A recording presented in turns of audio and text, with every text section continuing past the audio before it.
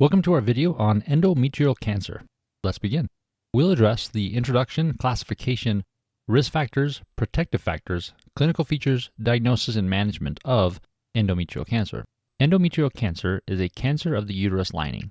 It is the most common gynecological malignancy in the developed countries. Incidence predominates in the postmenopausal age group. There are two types that we need to know of endometrial cancer. The first and most common one is the endometrioid type. This type is highly estrogen dependent. It is associated with loss of PTEN, or mismatch repair proteins. The PTEN protein acts as a phosphatase, and its main function is to inhibit the AKT signaling pathway, which plays an important role in regulating cell growth, survival, and migration. So a PTEN mutation can result in inappropriate cell growth, resulting in tumor formation. However, the second type of endometrial carcinoma, which is far less common, is the serous one. It arises in atrophic endometrium in postmenopausal women. It is considered aggressive and has a poor prognosis. Here is an illustration that shows a rapidly proliferating endometrial cancer. Please notice this neoplastic mass that arises from the uterine lining. The main risk factor of endometrioid carcinoma is excess estrogen exposure without enough progestins to counteract. So nulliparity, polycystic ovary syndrome, early menarche, late menopause, diabetes, obesity, and tamoxifen therapy are all associated with increased risk. Also, there are genetic risk factors such as Lynch syndrome. On the other hand, protective factors are associated with increased progestin exposure or less estrogen exposure. These include combination oral contraceptive pills, multiparity, late menarche, and early menopause. Let's try a question. A 37-year-old G5-P5 woman comes to the physician for an annual checkup. She has no specific complaints. Her mother has been recently diagnosed with endometrial cancer at the age of 58. The patient is anxious and asks about how she can reduce the risk of developing endometrial cancer. Physician notes that multiparity is a protective factor. What is the most likely rationale behind the physician's statement?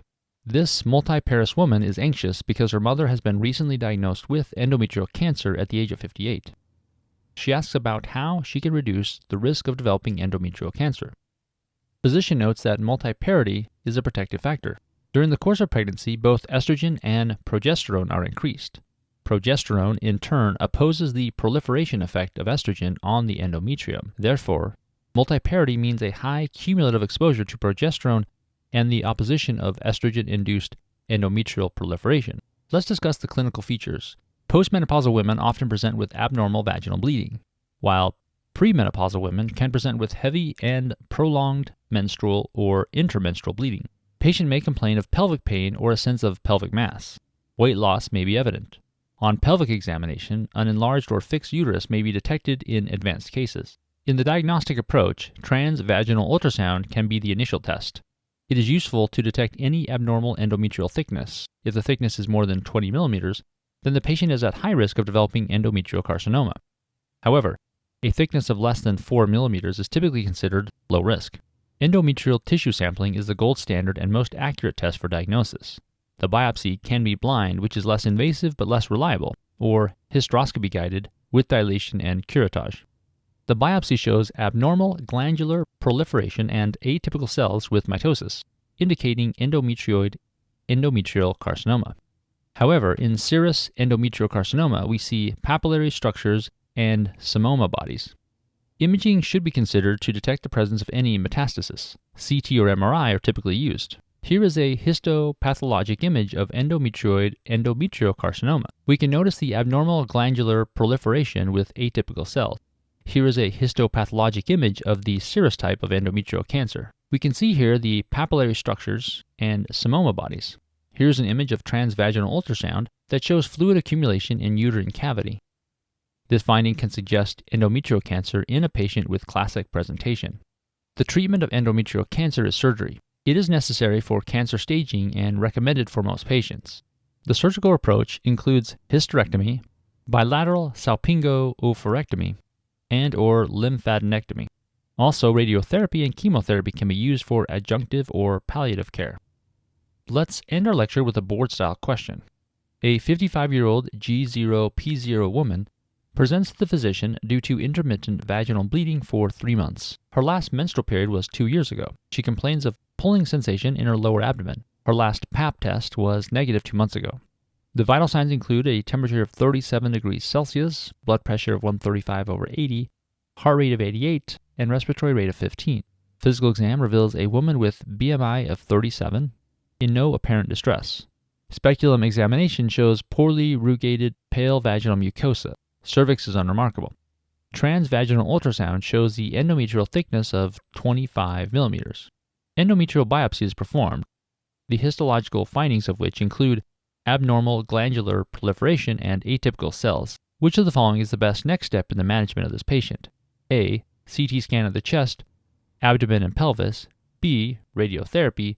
C. Chemotherapy. D. Plasma estrogen concentration. This nulliparous postmenopausal woman presents with intermittent vaginal bleeding for 3 months. Since she is postmenopausal, her recent bleeding most likely suggests an underlying pathology rather than a normal process. She complains of pulling sensation in her lower abdomen. Her last Pap test was negative 2 months ago, making cervical cancer an unlikely cause of her bleeding. Physical exam reveals an obese woman with BMI of 37. Speculum examination shows poorly rugated pale vaginal mucosa, which is a normal finding in postmenopausal women. Cervix is unremarkable, further supporting the fact that cervical pathology does not account for this patient's bleeding. Transvaginal ultrasound shows severely increased endometrial thickness of 25 millimeters. Endometrial biopsy is performed, the histological findings of which include abnormal glandular proliferation and atypical cells. This is the classic description of endometrioid endometrial carcinoma. Before the appropriate therapy is chosen, one needs to evaluate for the presence of any metastasis. CT scan of the chest, abdomen, and pelvis can reveal the distant metastasis that can affect the management plan. So the correct answer in this question is option A.